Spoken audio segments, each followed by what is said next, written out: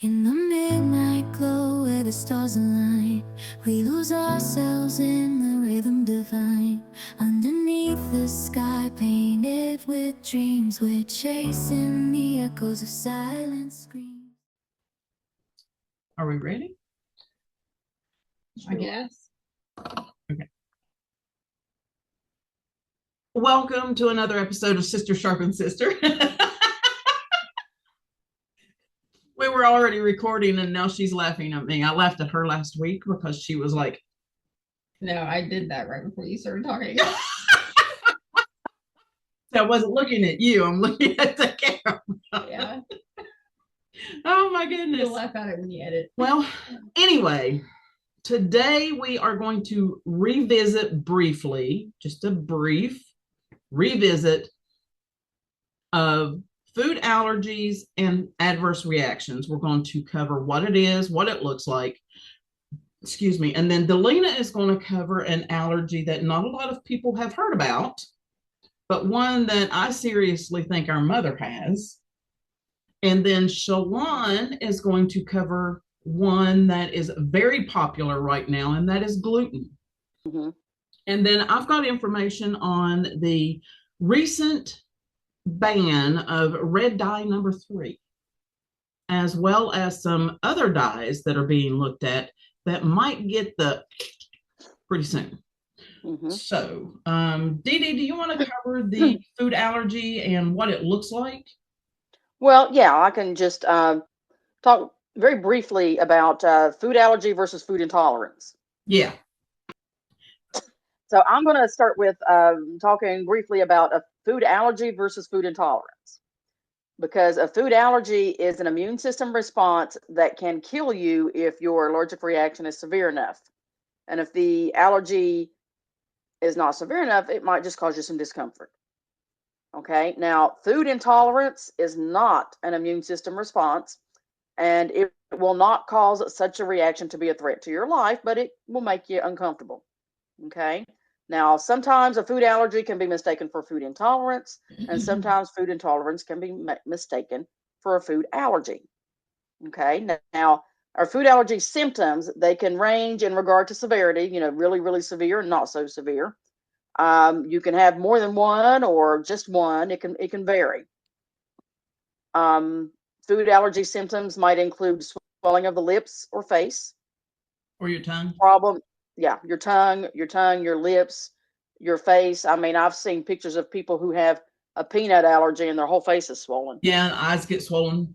Yeah, your throat can also swell, and you wouldn't necessarily be able to see it from the outside. I have seen that. Yeah, for sure. But you can also have gastrointestinal problems with diarrhea, nausea, anything like that that's wrong with your gastrointestinal. You can have wheezing, itchy skin rash, runny nose, streaming eyes, which is also known as watering eyes, and itchy Streaming throat. eyes? Is that what it called? That's what it said, and then I was like, huh? Like, what was that? Sorry. So so I was like, I gotta find out more about that. So I'm like, oh, watery eyes. Okay. So basically, kind of like if you have like a pollen allergy and your eyes get watery, it's basically that. Yeah. Okay. You could also have difficulty breathing. Like Karen said, your throat can swell. Okay. Now, oh yeah, I've never had that. Now I have had an allergic reaction to a medication where my lips were swollen.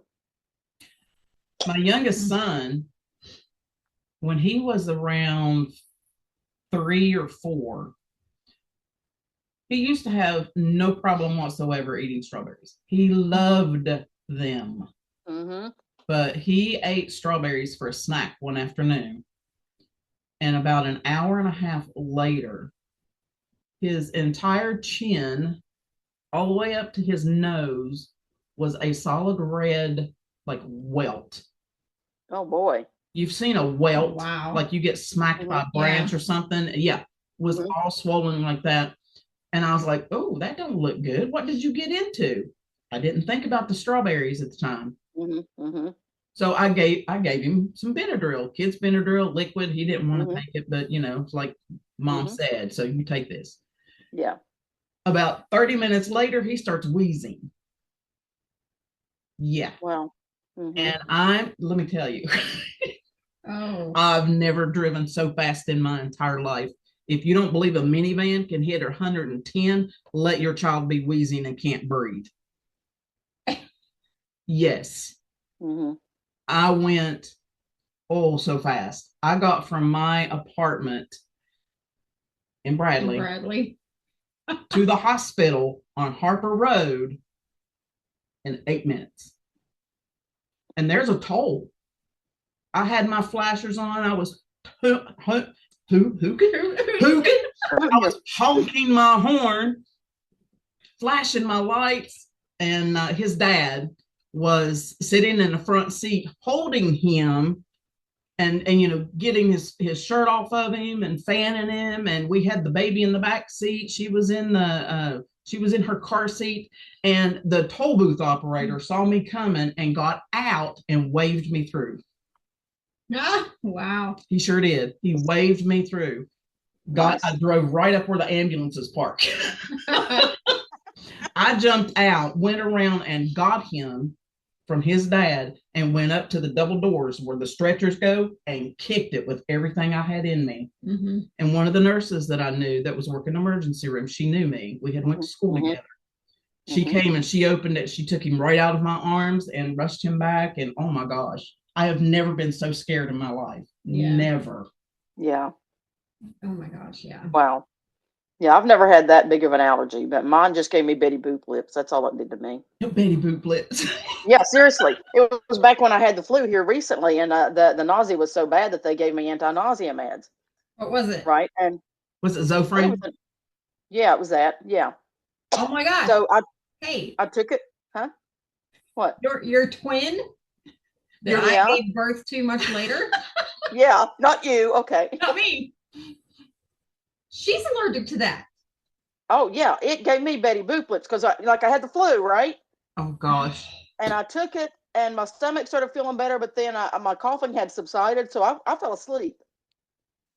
And then I wake up a couple hours later, and I'm like, those lips tasted funny. They tasted funny, and they felt funny. So I get up and I go in the bathroom. I turn on the light, and I'm looking, and I'm like,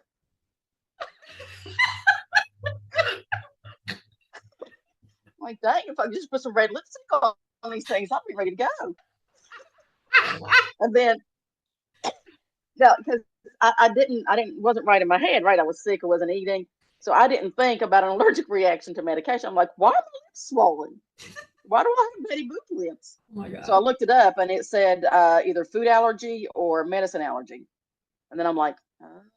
That is And the only medicine I was taking that I had never taken before was that anti-nausea drug. that is so weird, Dee. Everything's Yeah. connected.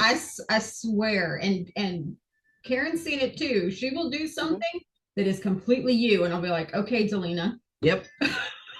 And you and her are allergic to the same medicine. Yeah, well, yeah, and I didn't know I was until this past time because I'd never had it before. She didn't swell though. She broke out in hives. Okay. Yeah.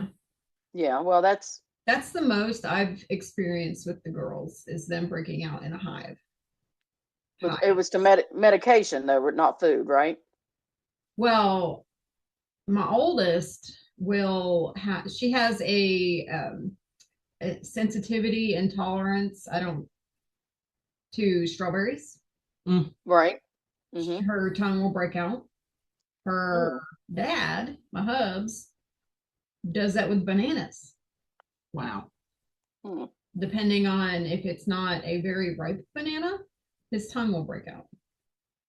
And he'll get like red on the side of his tongue. He'll get like a red raised ridge. Oh gosh. Looking Oh, thing. wow. Yeah, it's weird. That is weird. Definitely don't eat bananas. No, but he's also allergic to orange juice and oysters. Mustard. Yeah, oysters is a And shellfish mustard. though. But he can eat shrimp. He can eat lobster. Okay, well he can eat crab. Right. The proteins in these seafood is not exactly the same protein in each and every animal. Right. So his allergy is just to the protein in the oyster. Yeah. So Yeah, but he does react if he has a CT with contrast, he'll get hives. And my Found that oldest, out the hard way. my oldest daughter is allergic to shellfish. yeah. Oh, I know that. I was watching her when Karen was working at the hospital and going to nursing school Yep. and I had her out. We went out to eat, and she liked seafood, and she wanted shrimp, so I got her shrimp. And next thing I know, she's getting red and vomiting, and it happened to be cold and flu season. I thought she had the flu and was throwing up, so took her to the hospital. Karen was up on whatever floor it was she was working on, 3. because when I went in, it was okay. I was thinking 3. I wasn't sure, so I went in and I said, "Oh, hi.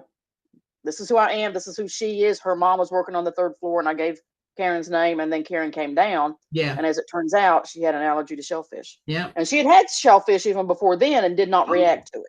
No. And she loved clams. Mm-hmm. Mm-hmm. Like deep fried clams. She hand over fist. She would eat those. Wow. Yeah. So she, yeah. Huh? You know what? You know what's really weird is that deep fried clams with ketchup is something I craved when I was pregnant with her. It's one of the 2 foods that I crave. Huh. I don't like fish. Who is deep fried clams up here in West Virginia? Well, Princeton Community Hospital was. Oh, okay.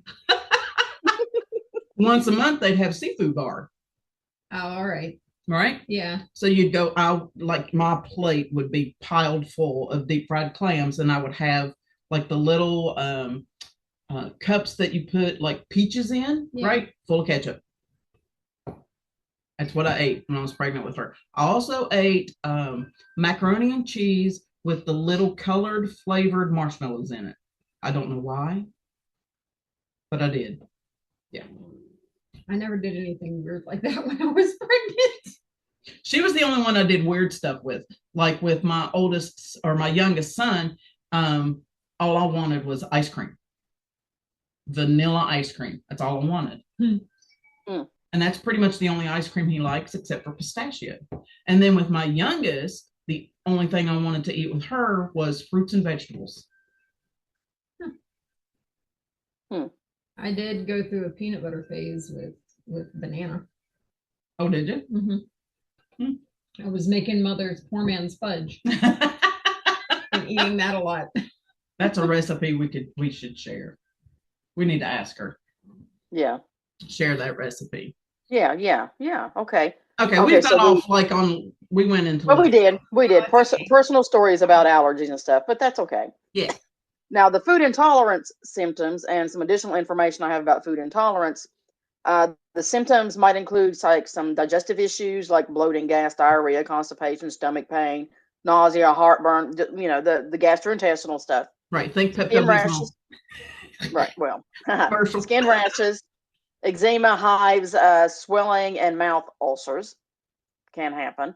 Headaches, nervous system issues like dizziness, confusion, drowsiness, rapid breathing, heart palpitations, breathing issues like wheezing, choking, or gasping for air. Now, to me, that's getting into allergy. When it becomes respiratory, that's allergy. That's not an intolerance. That's what I think too. That's what I thought too. Yeah, because I pulled this up and I was like, well, wait a minute. I was like, I think that's more of an allergy thing. Yeah, I think that's they've got it in here. Now they've got it in here, so I'm going to leave it. But we can exit out. Just X that out. So the symptoms can be similar, so they can be confused. You may have a food allergy and only think it's like an intolerance or something, or vice versa. So if you're not sure, go to your doctor. Yeah. They can run blood tests on you to look for stuff in your blood, and I'm forgetting what it's called right now off the top of my head. I got it later on. Antigens. That's it. Antigens. You look for the antigens. Yeah. Yeah. So they can find out if it's an allergic reaction or not. So they can do that for you. Yeah. But you need to make sure that when you are having allergy testing done, that it's actually allergy testing, because a lot of the stuff that you can buy online will only tell you if you've eaten the food recently. Right. Yeah. Okay. Allergy I didn't realize you could buy over-the-counter allergy tests. Oh yeah. Okay. You can get them off of Amazon. No, Lord, you can get anything off of Amazon. Right? Yeah. Okay, now food intolerance occurs when your digestive system has trouble breaking down certain foods. Yeah, think about So, milk. yeah, I was going to go on and say the most common intolerance is lactose intolerance. Now, to manage food intolerance, you can avoid certain foods, Mhm. maybe eat them in smaller amounts, because I do know of some people that do have a lactose intolerance, but they can eat like a small serving of yogurt and they're fine. Right. A So, lot of the mhm, intolerance and even allergy is related to the load that you put mhm, on your body. Right. Yeah. right, Because we right, have an aunt that does that. She can yeah, eat yogurt and cottage cheese, but she can't eat ice cream and drink milk. drink milk, yeah.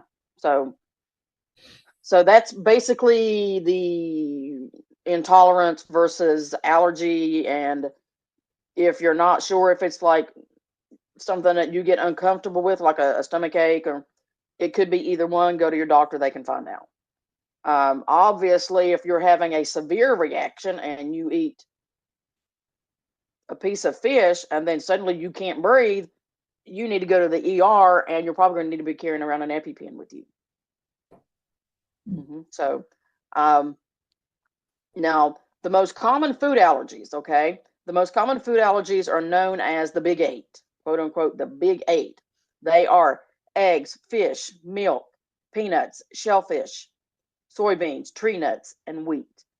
Now, fish and shellfish are listed individually. They're separate because they are biologically distinct creatures, different protein structures.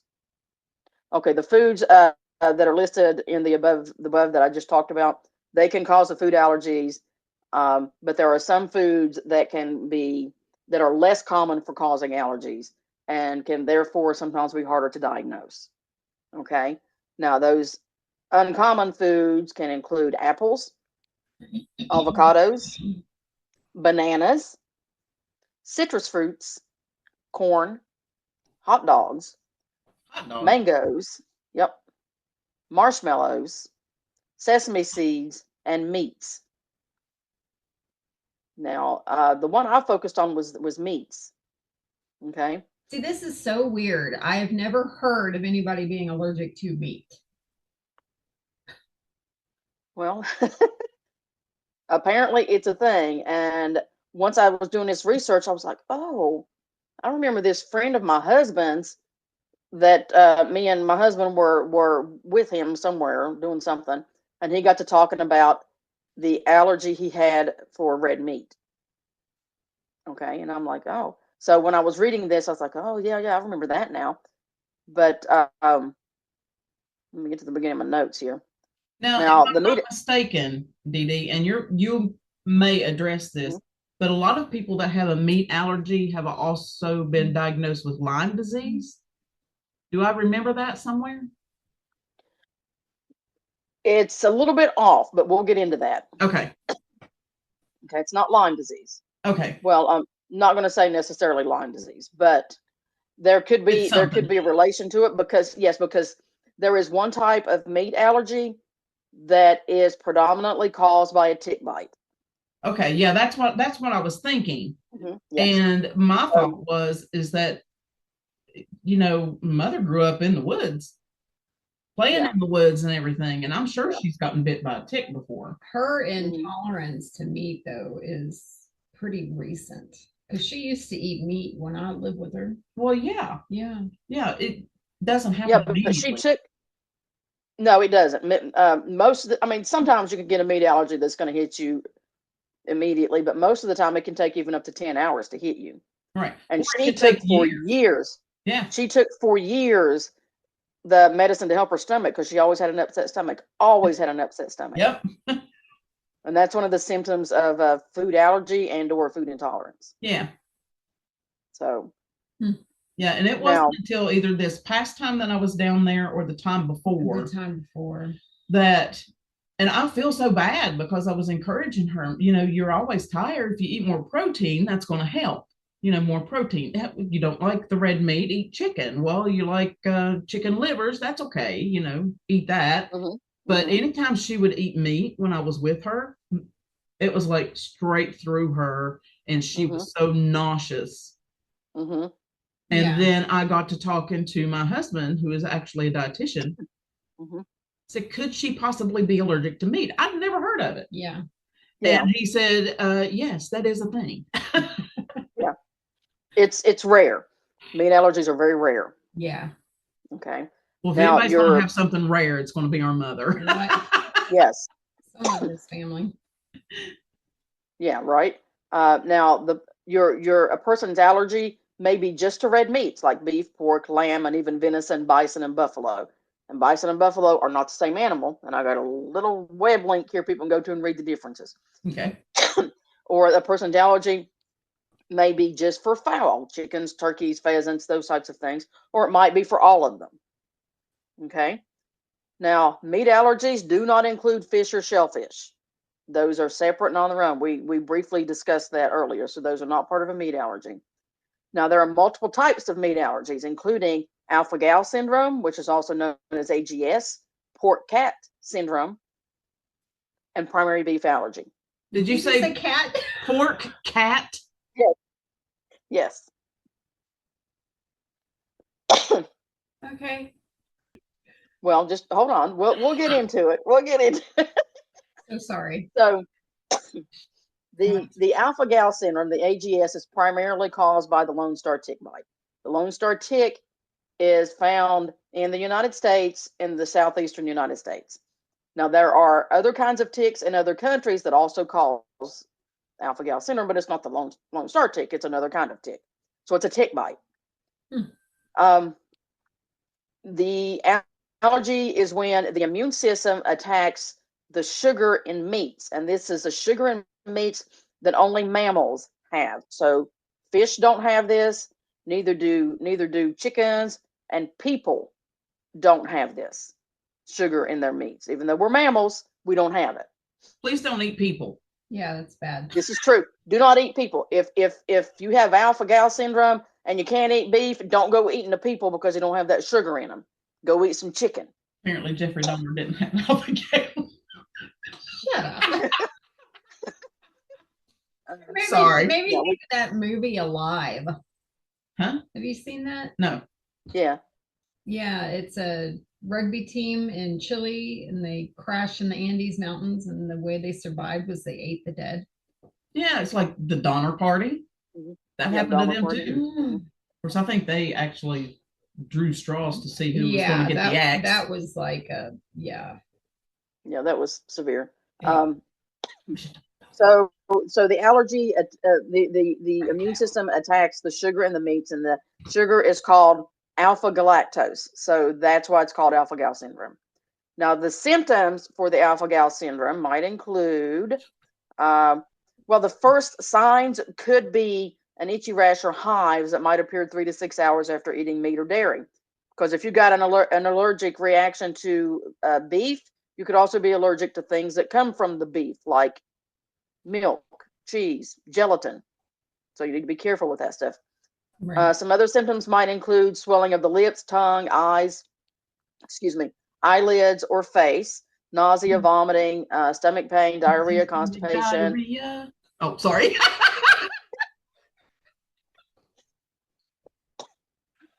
Heartburn or indigestion. I'm so sorry. I'm sorry. Okay, go ahead. You saying that, and the next line was heartburn or indigestion. So I'm like, I don't know if I can finish this or not. I'm scarred by that commercial. Really? Yeah, I don't like that commercial either. I don't remember that one as much. And I also don't like the new Plop, plop, fizz, fizz. Oh, literally fizz. And the new Ore-Ida one with the Ore-Ida crinkly fries, and they got the sun in the sky talking. It's creepy. Oh, I meant to go watch that and I forgot. It's creepy. So there's also coughing or shortness of breath or difficulty breathing, dizziness or fainting. You can also have a drop in blood pressure or like itchy hives, things like that. Wow. Now the symptoms may take as long as 10 hours to show up. So you may have this allergy and not realize it because it's happening 10 hours after you've had the meat. So now, how is it diagnosed? How is alpha-gal diagnosed? Detailed patient history, physical examination, and a blood test. And the blood test looks for specific antibodies that the immune system produces in relation to your allergy. So that's what they look for. Now I've got a few websites here about that, and also about the Lone Star tick. I've got a few websites on that. Karen, I will share those with you so you can share them with everybody. Now, when I did my research, what I found was they were saying that the alpha-gal syndrome was primarily caused by the Lone Star tick. So I'm like, okay, well, primarily, what else causes it? I want to know. So I go looking, can't find it. Looking, can't find it. Looking, can't find it. And I'm like, you say primarily, what else can cause it? Right. Give me this information. Then I finally found on a website called LymeDisease.org a story about a woman who lives on the west coast of the United States, who has never been to the southeast U.S., and who says that as far as she can remember, she's never been bitten by a tick, but she was diagnosed with alpha-gal syndrome. Wow. How she has it, why she has it, nobody knows. Was that recent? So we don't know. I don't remember the date on it when I read through it. I don't remember, so I can't answer that. I've got the website, so I will share that. And Yeah. Now the next one, pork cat syndrome. It's a condition in which individuals become allergic to pork following exposure and sensitivity to cats. What? Yes. Yeah. It almost always occurs in individuals who have cats or who have had cats. Now, the reaction occurs this reaction is going to occur almost immediately after consuming the pork. Yeah. And it's caused by a cross reaction between a protein in cat dander and a similar protein in the pork. Yeah. I know when Tim was allergy tested, because he did immunotherapy, they did drops. He did years of this, and it really did help. But they told him that, if you're eating a bunch of like nuts and you're around mold, you will flare. Wow. So yeah, the combination of things is something you really don't think about, but can make things worse. So like you can be allergic to mold, but be around mold and not have a reaction until you eat nuts. Okay. You know what? I didn't talk about how you treat alpha-gal syndrome. I know I looked it up, but basically you stay away from the red meats. Yeah. And if your reactions are severe enough, you will need to talk to a physician about possibly having an EpiPen with you. Yeah. Because if you happen to go to a restaurant where they serve surf and turf, and you're going to have a lobster, and they happen to cook it on the same grill as they cook the steak, you could have a reaction to it.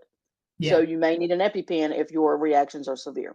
So if as far as treating that, listen to what your doctor tells you. Stay away from the red meats, and carry an EpiPen if you feel like you need it. Now back to pork cat. So we're not eating cats; it's the cat dander. Okay. So, and I think I mentioned this, but I'm gonna say it again just in case. It's caused by a cross reaction between a protein in cat dander and a similar protein in pork. The symptoms might include a rash of round red welts on the skin that are really itchy and could sometimes be really, really, really swollen. It might include angioedema, which is a rapid swelling in the deeper layers of your skin and your subcutaneous layers and your mucous membranes. It might include oral allergy syndromes like itching, tingling, swelling in the lips, the mouth, or even the throat.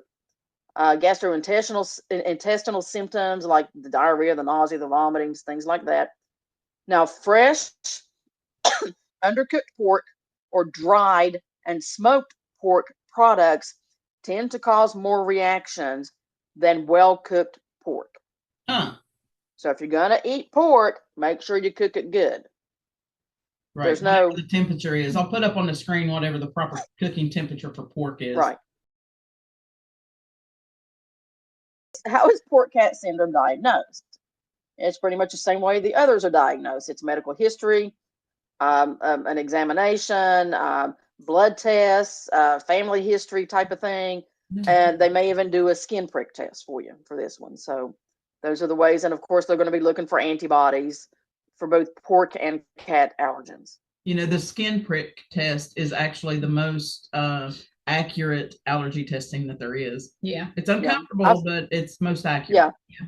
I've had that done when I remember, Karen, when you were down visiting and I had that rash. It was just kind of overtaking me, kind of like Jordy Verrill in Creep Show, and he's been overtaken by all the grass and stuff. Yeah. Remember that rash? It was just slowly. Yeah. Remember? And did they ever find out what caused that? No, not exactly. No. I did go to a dermatologist who did the grid on my back and did all the pricking things, and I found out I was allergic to bacitracin and gold, and there was a couple of other things. And my primary said it probably was an exposure to more than one thing at one time that caused that type of reaction. And my primary said it's probably pretty slim chances that it will ever happen to you again, because everything had to be right in the exact right amount of everything that caused that. Right. Wow. Treatment for pork cat syndrome is completely avoid pork and minimize exposure to cats. If a person with pork cat syndrome avoids exposure to cats, it's possible that the allergic antibody levels to a cat will decrease over time, and therefore the cross reaction to pork will also decrease. You understand what I'm saying? Yeah. So if you like your bacon and you want to eat your bacon, stay away from the cats. Yeah. That's interesting. So usually they say exposure therapy. Yeah. Mm-hmm. You know, well, I don't know. This is what it's saying. like and I got a little mm-hmm. I got a little website here that talks about it. So okay. That's it's what it says. And this, it happens. It said within very quickly after you're eating the pork, it can happen. Interesting. The next one I have is primary beef allergy. And this one was a little difficult on my research because I found places that said this is the same thing as alpha gal, and others that said no, it's not. I'm like, what are y'all doing? Y'all do not know what you're talking about. I need somebody that knows what's what. And I finally found, because I knew that alpha gal was caused by a reaction to the sugar that's in the mammalian red meats, right? Right.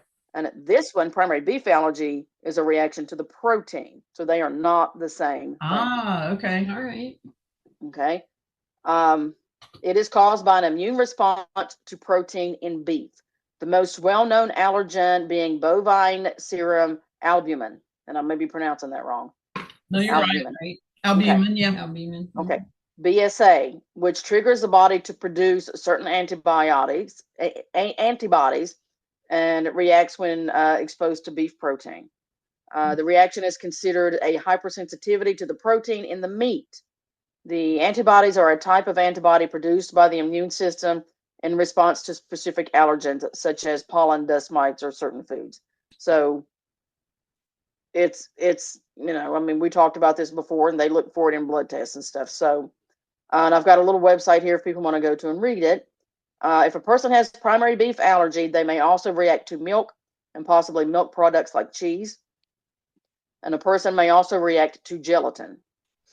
That makes sense. If you have that allergy, be careful with it. The symptoms of primary beef allergy could include hives, itchy rash, swelling of the lips, tongue, throat, or eyelids, stomach pain, nausea, vomiting, diarrhea, coughing, shortness of breath, runny, stuffy nose, sneezing, headaches, drop in blood pressure.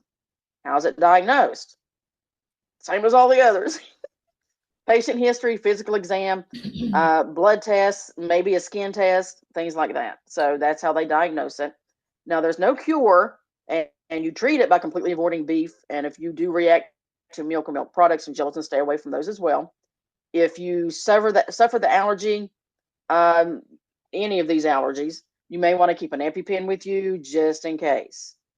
Now, a person with primary beef allergy, just like with the alpha gal, you may also not be able to eat other red meats such as venison and lamb because the protein is relatively conserved in all those species. So it's going to be a similar protein, and you may also react to it. So you need to be careful with that. And that's what I've got on meat allergies, which is not common, but can be deadly. Meat allergies are wild. Yeah. It's, yeah, very interesting. Now, Shalon has gluten or the wheat allergy. Hmm. Well, Let me get my notes out of the way here. So What was that squeaking sound? that was my the wire Okay, on the edge of the desk. because it actually kind of made me think somebody Somebody was having passing some. gas. Yes, somebody was having some gastrointestinal problems. I was gonna say, no, we're good. We're good. But I do have Pepto in the medicine cabinet. Oh, The pills. I can't stand the liquid of that stuff. oh, It's yeah, just straight yeah. up nasty. I've never used things for that. Like if I'm gassy, I don't know, let it be, and then it'll pop out eventually. Well, like for Pepto, it's mainly what it says in the commercial: nausea, Right. heartburn, indigestion, upset stomach, and diarrhea. It can help with gas because it's working in your stomach and the Right. intestinal tract. But Yeah. if you want to get rid of gas, use gas eggs. Yeah. My nose is cold and it's drippy. All right. You sure you don't have an allergic reaction to something? If not, I like meat. All right. When I just typed in gluten allergy, and you know how Google will give you the AI Cliff Notes version of things? Yeah. It said that a gluten allergy is not a recognized medical condition. Yeah, they call it an intolerance. Intolerance. Yeah. Well, yeah, and I actually came across some of that too. But Yeah. All right. Because the true allergy to gluten is celiac disease. Yes. Yes. yeah, that's true. Yeah. And that is diagnosed by your doctor who biopsies. Right. Sometimes it can be through symptoms. And just so you know, you can develop celiac disease at any age. Hmm. You don't have to be born with it or develop it as a child. The Cleveland Clinic says about 6% of the US population is gluten intolerant. 6%. Mm-hmm. That seems like an awfully low amount of percentage of people that have problems with gluten for there to be such a plethora of gluten-free stuff out there. Well, maybe their allergies is not actually to gluten. Maybe it's just something else they're eating. That's true. Like the glycophosphates. Hmm. And I think sometimes people don't really have a problem. They just go with the flow. Yeah. Yeah, and I feel like some part of the whole gluten-free movement is a fad diet. Yeah. Yes. Mm-hmm. Yeah. And Mm-hmm. companies will jump on that bandwagon because they can Yes. make money. Yes. Mm-hmm. Mm-hmm. Yeah, that makes perfect sense. Yeah, because it is a way to lose weight. If you give up bread and pastas and all that stuff, you're going Right. to lose weight. No donuts, Right. no cake, no pie. Yeah, right. Yeah. Good grief. What kind of world are we living in? Oh. All Sorry, right. Shalon. No, you're fine. You're good. You're good. Okay. Celiac disease is an autoimmune disorder where eating gluten damages your small intestine. Symptoms: diarrhea, bloating, abdominal pain, and weight loss. Treatment: eliminate all gluten from the diet. All right, another type of gluten intolerance is, they call it gluten sensitivity. And it's an intolerance to gluten without damaging the small intestine. These symptoms are basically the same: diarrhea, bloating, abdominal pain, but this also includes brain fog and headache. The last thing I have here is a wheat allergy, which is an immune response to one of the proteins found in wheat. Symptoms: diarrhea, bloating, abdominal pain, nausea, vomiting, rash, itchy eyes, itchy throat, trouble breathing. And that is just to eliminate these things from your diet if you react to them at all. Mm-hmm. Or reduce your exposure to them. Yes. That might work for some people. Yeah, exactly. Because you talked about earlier having the specific load of the thing. All right, other symptoms besides the brain fog, trouble concentrating. Ribbit. Huh? Ribbit?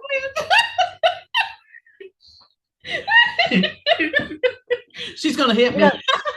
know, you said that, and I'm thinking, you know what came to my mind? It was frog, and I'm like, I wonder if somebody has a fish allergy can eat frogs.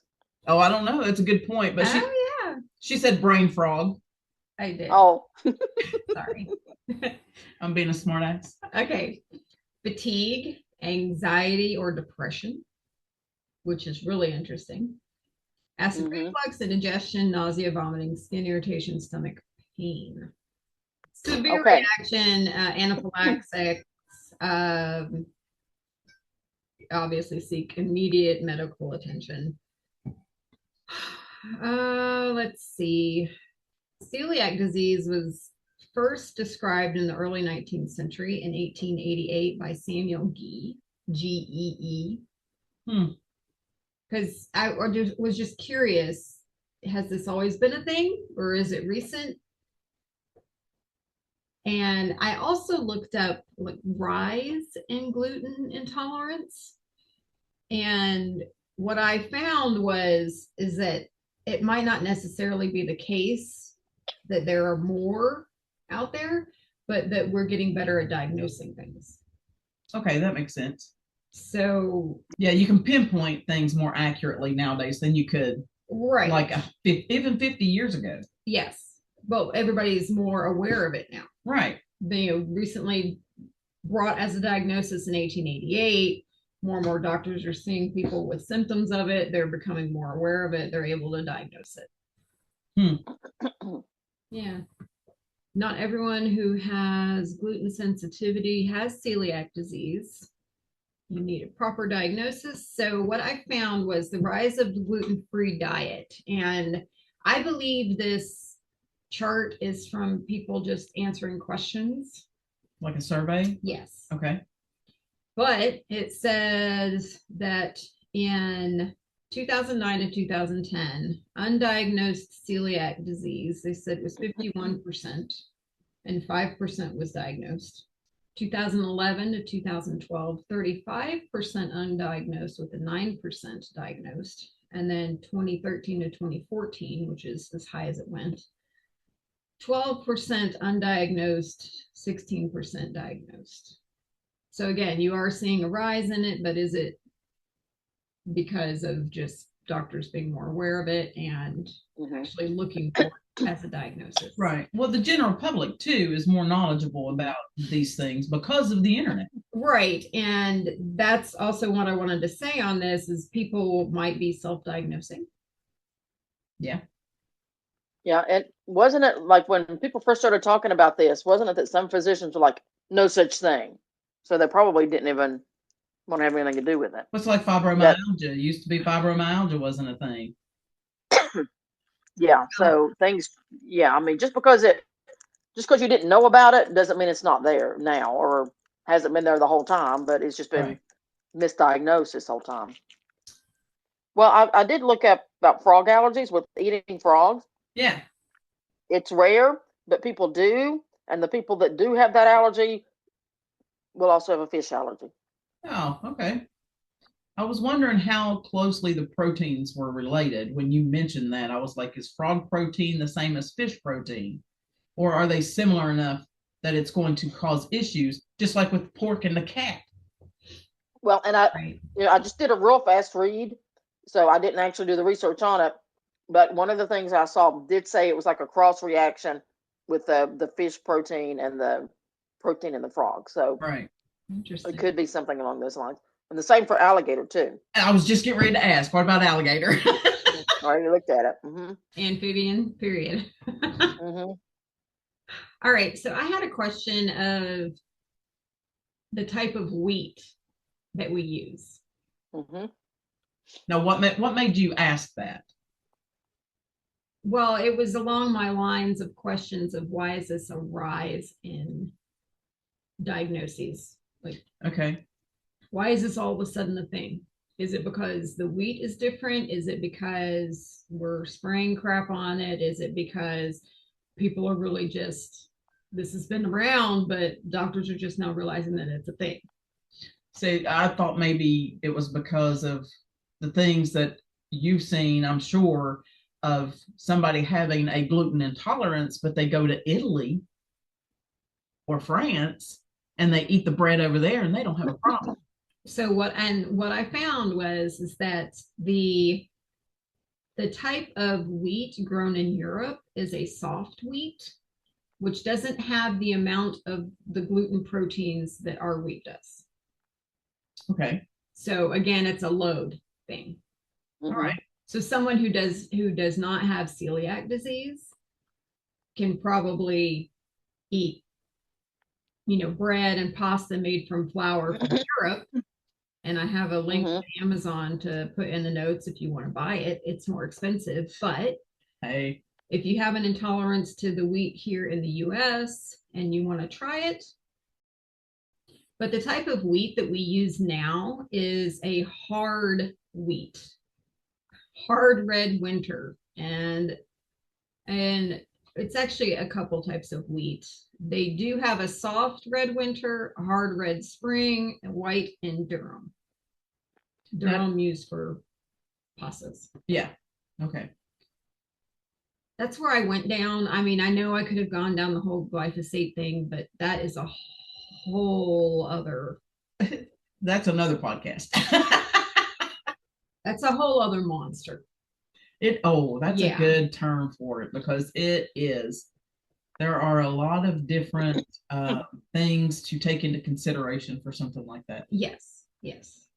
It just makes me curious is when we started using these types of chemicals to keep the bugs out of our food or whatever, and we started using genetically modified crops, if that doesn't have something to do with it too. Yeah. That's just where my brain goes.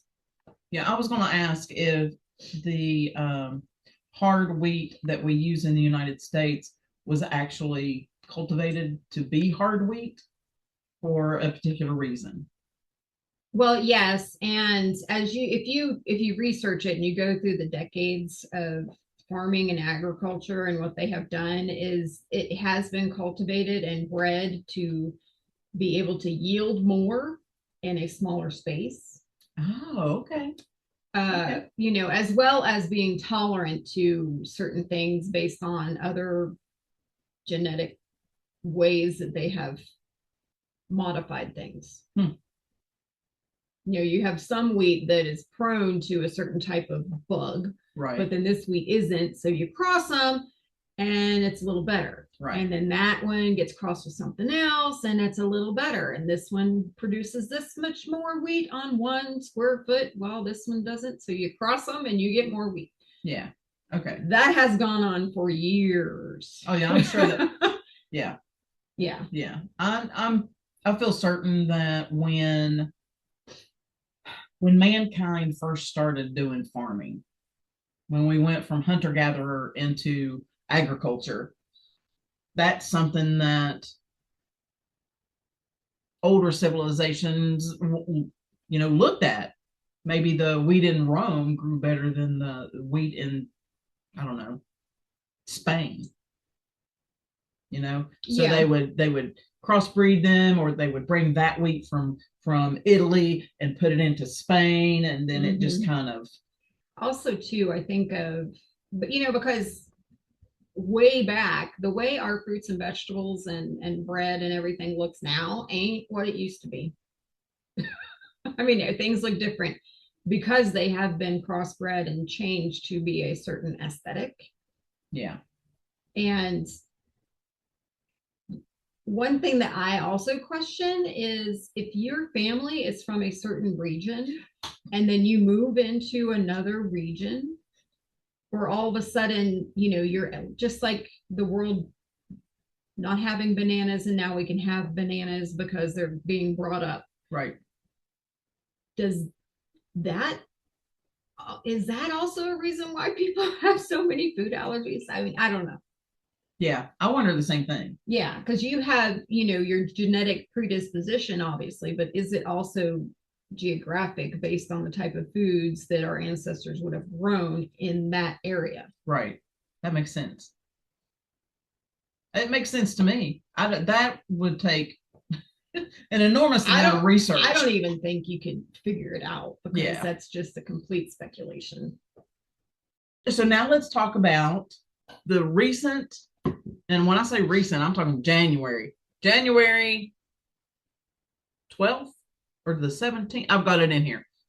Mm-hmm. In 2025, the FDA of the United States bans red dye number 3. So what is red dye number 3? Red dye number 3 actually has a name. It's called erythrocene. It's also known as E127, just in case you want to know. E127. Yeah, I don't know what that stands for. I didn't look that up. R2D2. It's actually a compound that is a specific derivative of something called fluorone, not fluoride, fluorone. Okay. Now, fluorone is a ketone that is used to form the core structure for man-made chemical compounds. And essentially, it's the skeleton that those chemical compounds will bind to so that it can be carried and distributed and put into whatever it is you're going to put it into. Fluorone is a synthetic or man-made organic chemical compound, and it is a class of fluorescent dyes often used in scientific applications. So think about like putting onto slides and things like that. Now, unlike fluorine, which is a naturally occurring compound, fluorone is synthetically made in a laboratory. It is commonly used in candy like gummy bears, fruit chews, lollipops, and jelly beans, baked goods like cake decorations and frostings, breakfast cereals for its bright colors, processed fruit products like maraschino cherries and fruit snacks, gelatin, and we're talking pudding and jello. And it's also used in fruit-flavored beverages and energy drinks. Now that's red dye number 3.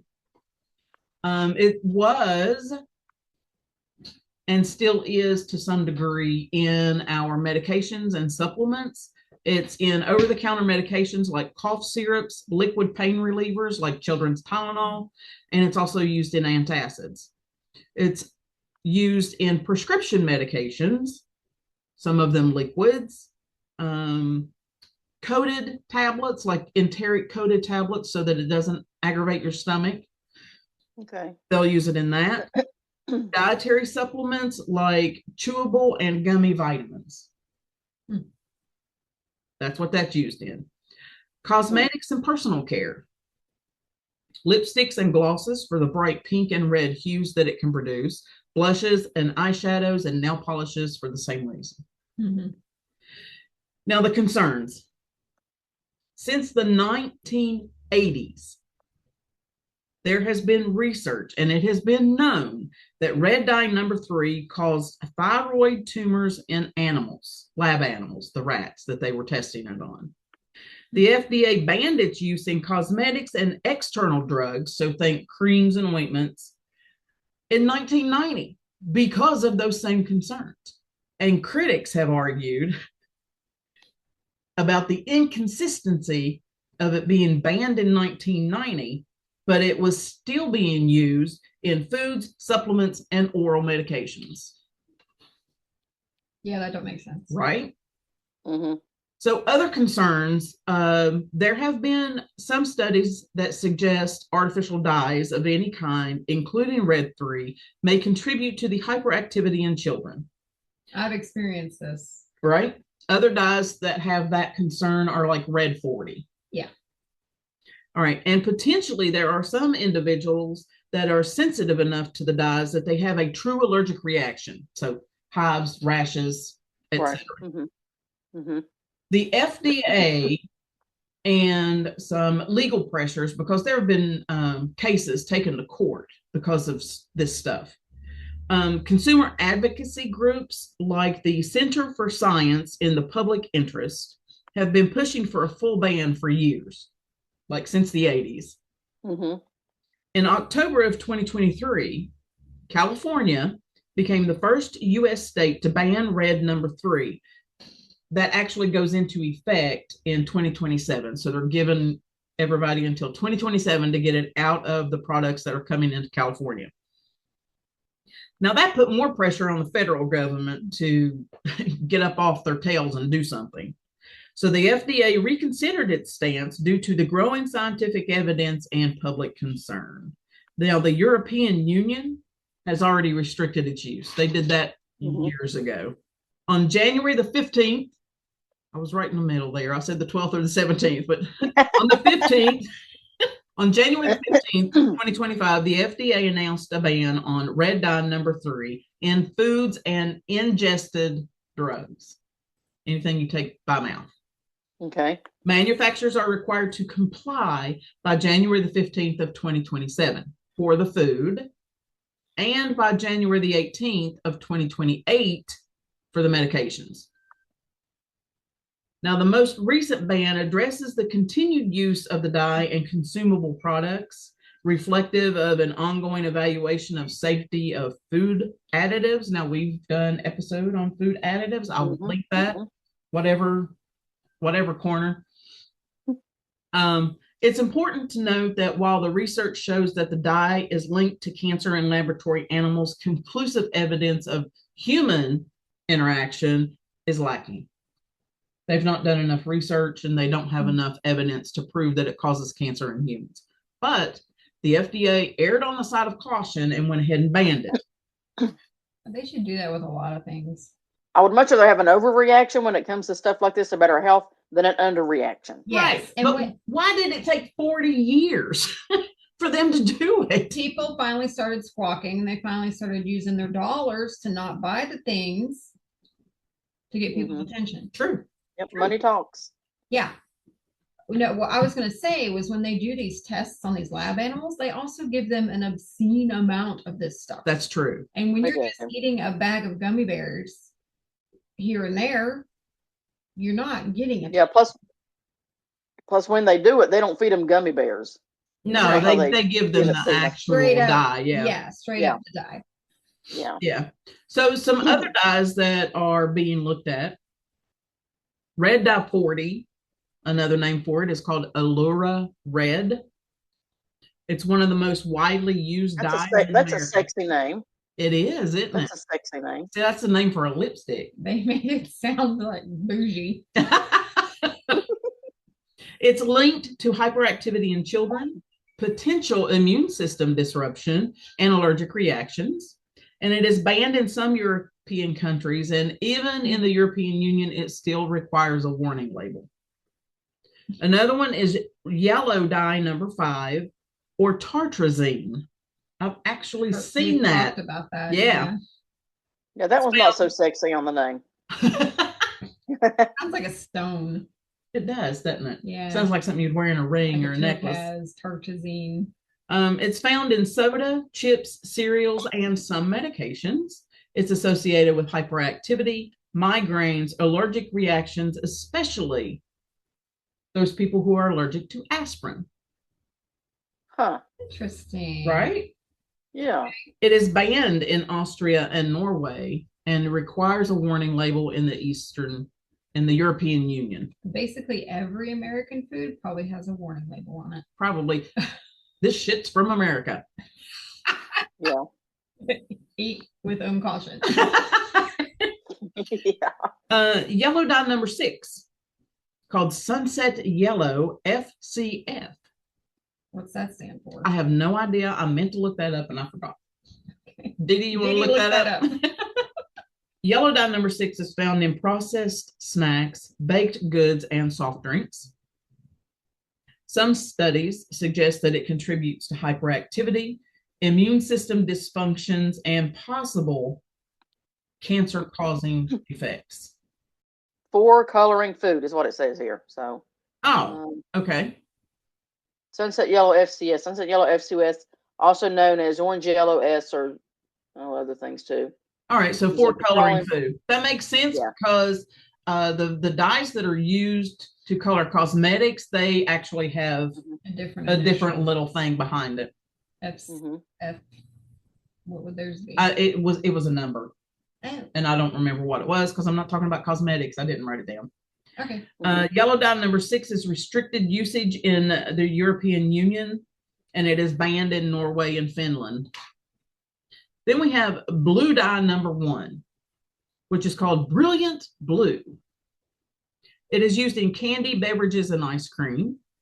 Some studies suggest a possible neurological effect and allergic reactions. I didn't look up what the neurological effects were, but please keep that away from me. It is banned in France and several other countries. Blue dye number 2, which is called indigo carmine, found in cereal, candy, and some beverages. Animal studies suggest a link to brain tumors. And it is also banned in Norway. You think about these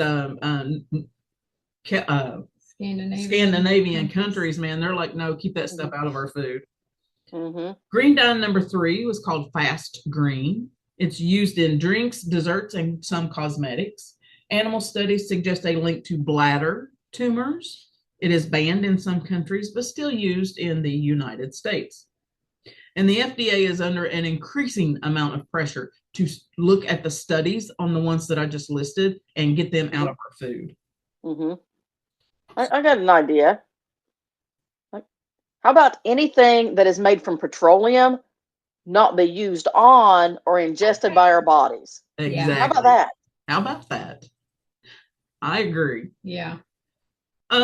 Now, when I was doing the research, I was like, okay, so they're giving these manufacturers and these companies time to get it out of being produced, right? Out of production, which makes sense. They've got stock, they have to do certain things. How much is it going to cost them?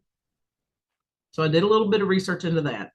And some of the financial concerns for the manufacturers, it comes down to 4 different things. The first one being research and development, because they have to identify, test, and retest alternatives, and that is quite a bit of money. Okay, wait a second. Your party doesn't do this. Use their crap. Right? Like, do what they're doing. Do what they're doing. It's already a model that works. Listen, use it. When it comes to if it ain't broke, if it's already there, I mean, if somebody's selling wheels and you need a wheel, don't reinvent it. Go buy the wheel that's already there. Exactly. Yes. Exactly. Yeah. So I think that one is hooey, right? That's one of their things. And so we have to research and we have to develop. Listen, Kellogg's, M&M's, these companies already have this stuff out of their food that they're sending to Europe, given the food they're sending to Canada. Yeah. Like you already know how to do this. That's a bunch of malarkey. Yeah. I'm sorry. Yeah, Well, it's just blah, blah, blah, blah, blah, blah, blah. Right. Blah, blah, and more blah. Insert the Snoopy teacher talking. Yes, Charlie Brown's teacher. Charlie Brown, yeah, not Snoopy. Regulatory compliance was one of the issues that was brought up because of documenting and reporting to regulating bodies like the FDA. They have to outline the new ingredients and update all of their production processes. Okay, yeah, I can see that. Yeah. You know, you're changing your paperwork and you've got to make sure everybody knows it, and it has to be in your policies and all this good stuff. Exactly. So that I can see. The third thing that they come up with as a financial concern was packaging adjustments. Yes, you've got to do that, right? You have to update product labels. You've got to advertise. And listen, here's my opinion. If you are one of the first people to come out and say, listen, we've already removed this from our food, more people are going to buy it. Right? And you're going to get more money. So yes, do that. And then number 4 was marketing efforts, which, like I just said, was the promotion and making the commercials and all that good stuff. This is stuff that already happens. Yes. You change packaging all the time. You already market, like, right. You already advertise. This is already there. Mm-hmm. Oh, irritates it. But these are some of the reasons that were given as to why they need this much time to get it out of our food. Right. Well, I think it's just a bunch of blah, blah, blah, blah, blah. I do understand they may need a little bit of time, But Yeah, they can't say, okay, it's banned, and then tomorrow it's got to be gone. I understand that, Right. Exactly. right. but So, not but I that don't long. think it's going to take 2 years. I think No. months, right? Yeah, Months six is what I months think. max. Yes, because they're already making it for other countries. Yes. So they already know how to do it. They already know that it works. They already know that it tastes good enough to where people in other nations are buying it. Right. Yep. Now, granted, we here in America may be used to the old stuff, but you know what? We can get used to the new stuff. That's and it's exactly better right. for us. Right. Now, specific figures are going to vary depending on the company and the product. Mhm.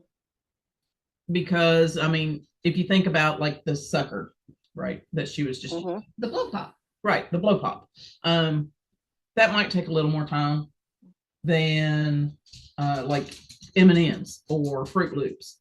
Because to my Mhm. knowledge, blow pops, you cannot get them in Europe.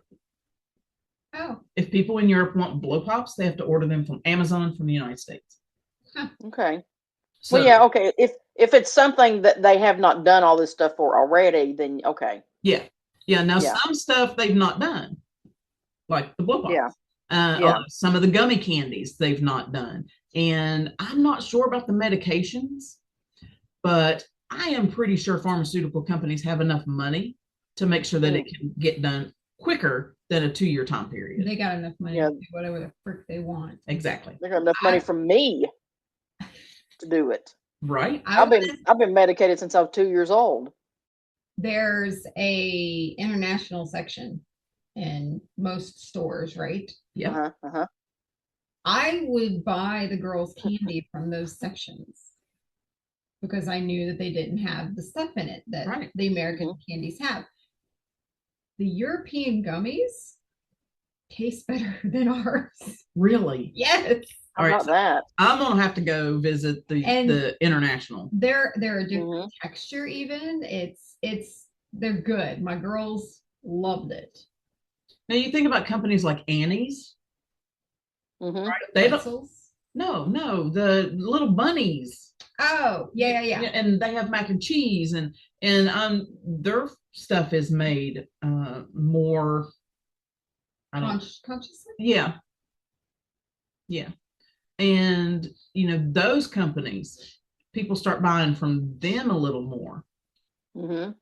So you're telling Annie's to get into the candy business? Well, I'm just telling them, advertise a little more, do kind of like what Aldi's did with their brand of Fruit Loops, was like, listen, we've not had this stuff in our food since The beginning. whenever, right? Like whatever. Yeah. Whatever. Yeah. And people react to that. Oh yeah. Yeah. People who are health conscious, they'll go to Aldi's and buy that food for their kids. Yeah. Mhm. At Or least, themselves. I think it's better than the name brand Fruit Loops. Yeah, I cannot eat regular Fruit Loops. It is so. Ugh. Sorry. Well, I don't like Fruit Loops, so I It's can't horrible. really have a say on any of that. I mean, I like Fruit Loops, I can't. but the Aldi's brand are better. They hold their Yeah. crunch better in milk. Mm. They have a better flavor. They Well, don't holding that leave, crunch is very important. yeah, they don't leave that that feeling in your mouth that makes you want to go, Like a coating. Film. yeah. Yeah. Yeah. So yeah, it's good.